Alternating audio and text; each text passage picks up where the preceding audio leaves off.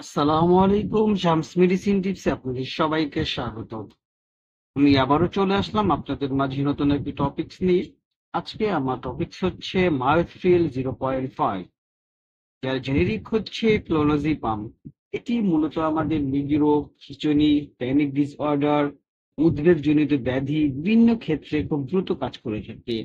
সুতরাং যাদের এই ধরনের সমস্যা রয়েছে তাদের জন্য আজকের টপিকসটি অত্যন্ত গুরুত্বপূর্ণ।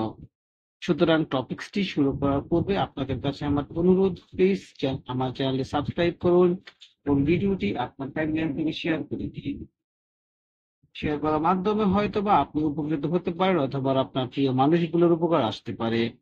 সুতরাং আবারও বলছি, যারা আমার চ্যানেলটি সাবস্ক্রাইব করেননি চ্যানেলটি সাবস্ক্রাইব করে দিন, এবং যারা অলরেডি আমার চ্যানেলটি সাবস্ক্রাইব করেছেন তাদেরকে জানাই অসংখ্য ধন্যবাদ। সুতরাং চলুন আমরা চলে যাই আমাদের মেইন টপিকসে।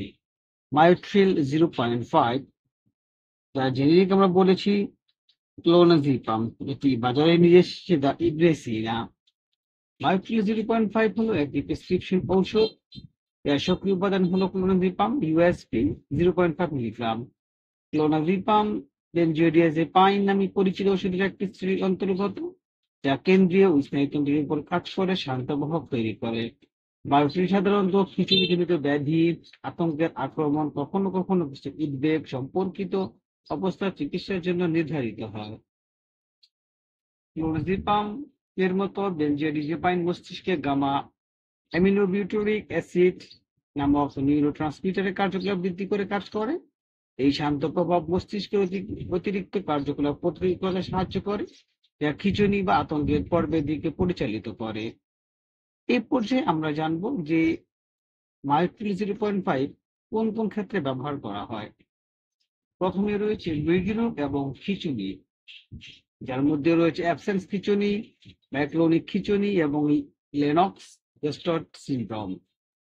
দ্বিতীয়ত রয়েছে প্যানিক ডিসঅর্ডার, প্যানিক অ্যাটাকের ফ্রিকোয়েন্সি এবং তীব্রতা কমাতে মায়োথ্রিল 0.5 বা ক্লোনাজিপাম 0.5 খুব দ্রুত কাজ করে থাকে। তারপরে রয়েছে উদ্বেগজনিত ব্যাধি, বিশেষ করে যখন স্বল্পমেয়াদী দ্রুত উপশমের প্রয়োজন হয়, যে কোনো কারণে উদ্বেগ যদি ভর করে, সেই ক্ষেত্রে এই ট্যাবলেটটি খেলে স্বল্প মেয়াদে উদ্বেগ দ্রুত উপশম হয়। পেশির খিঁচুনি, কিছু কিছু ক্ষেত্রে অনিচ্ছাকৃত পেশি সংকোচন বা স্পাইস্টিসিটি উপশম করার জন্য ক্লোনাজিপাম অফ লেভেল নির্ধারিত হতে পারে। এ পর্যায়ে আমরা জানবো বন্ধুরা, এই ডোজ বা সেবন বিধি কিভাবে এটা খেতে হবে। মায়োথ্রিল 0.5 এর ডোজ অত্যন্ত স্বতন্ত্র এবং চিকিৎসাধীন অবস্থা, রোগীর বয়স, ওজন, চিকিৎসার ইতিহাসের উপর ভিত্তি করে একজন স্বাস্থ্যসেবা পেশাদার দ্বারা নির্ধারণ করা উচিত। যেমন খিচুনির জন্য ডোজ হলো 0.25 থেকে 0.5 মিলিগ্রাম থেকে শুরু হতে পারে। দিনে একবার বা দুবার প্রতিক্রিয়া অনুসারে সামঞ্জস্য করা হয়। প্যানিক অ্যাটাকের জন্য প্রাথমিক ডোজ 0.25 মিলিগ্রাম থেকে দিনে দুবার হতে পারে। ধীরে ধীরে এটা বৃদ্ধি করা যেতে পারে। টপিকটি বন্ধুরা বড় হতে পারে, একটু ধৈর্য সহকারে দেখতে হবে। এটি সাধারণত দিনে একবার বা দুবার খাবারের সাথে খাবার ছাড়াই দেওয়া হয়। ট্যাবলেটগুলি পুরো পানি দিয়ে গিলে ফেলা উচিত, ট্যাবলেটটিকে আপনাকে পানি দিয়ে গিলে ফেলতে হবে। পার্শ্ব প্রতিক্রিয়া, প্রতিটি মেডিসিনের পার্শ্ব প্রতিক্রিয়া রয়েছে। মায়োথ্রিল পার্শ্ব প্রতিক্রিয়ার মধ্যে রয়েছে তন্দ্রা বা অবসাদ, মাথা ঘোরা, হালকা মাথা ব্যথা, ক্লান্তি, স্মৃতিশক্তির সমস্যা বা বিভ্রান্তি, বিশেষ করে বয়স্ক রোগীদের ক্ষেত্রে শ্বাসযন্ত্রের বিষণ্ণতা, বিষণ্ণতা বা আত্মহত্যা, চিন্তা ভাবনার মতো মেজাজের পরিবর্তন, দীর্ঘমেয়াদী ব্যবহারের সাথে শারীরিক মানসিক নির্ভরতা।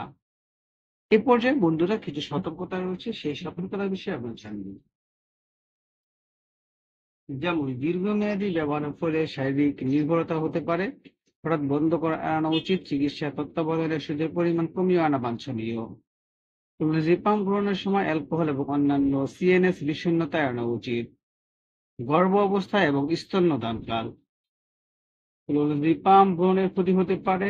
স্পষ্টভাবে প্রয়োজন না হলে সাধারণত গর্ভ অবস্থায় এটি সুপারিশ করা হয় না, এটি দুধের যেতে পারে। অর্থাৎ গর্ভাবস্থা এবং স্তন্যদানকালে এই ট্যাবলেটটি ডাক্তারের একান্ত সুপারিশ ছাড়া কোনোভাবেই সেবন করা যাবে না। সুতরাং আমরা বলতে পারি মায়োটিল 0.5 বা ক্লোনাসেপাম 0.5 একটি কার্যকর মূলত খিচুড়ি এবং আতঙ্কজনিত ব্যাধি চিকিৎসার জন্য ব্যবহৃত ঔষধ। যদিও এটি স্নায়বিক এবং মানসিক লক্ষণগুলি উল্লেখযোগ্যভাবে মুক্তি দেয়, নির্ভরতা এবং পার্শ্ব প্রতিক্রিয়ার সম্ভাবনার কারণে এটি অবশ্যই ডাক্তারের তত্ত্বাবধানে সাবধানের সাথে ব্যবহার করা উচিত। অর্থাৎ ডাক্তারের পরামর্শ ছাড়া এই ট্যাবলেটটি সেবন করা যাবে না।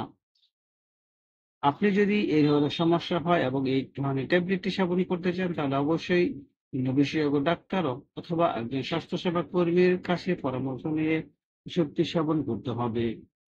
ক্লোনাজিপাম বা মায়োটিল 0.5 সম্পর্কে কোনো কিছু জানা থাকলে আমাদেরকে কমেন্টস করে জানিয়ে দিন। আমরা আপনাদের কমেন্টসগুলো যথাযথ উত্তর দেওয়ার চেষ্টা করব। ভিডিওটি ভালো লাগলে, উপকারী মনে হলে বন্ধুদের সাথে শেয়ার করে দিন। আবারও অনুরোধ করছি, প্লিজ চ্যানেলটি সাবস্ক্রাইব করুন এবং ভিডিওটি সবার সাথে শেয়ার করে দিন। আজ এ পর্যন্তই, আবার কথা হবে নতুন কোনো টপিকসে। সেই পর্যন্ত সুস্থ থাকুন, ভালো থাকুন, খোদা হাফেজ।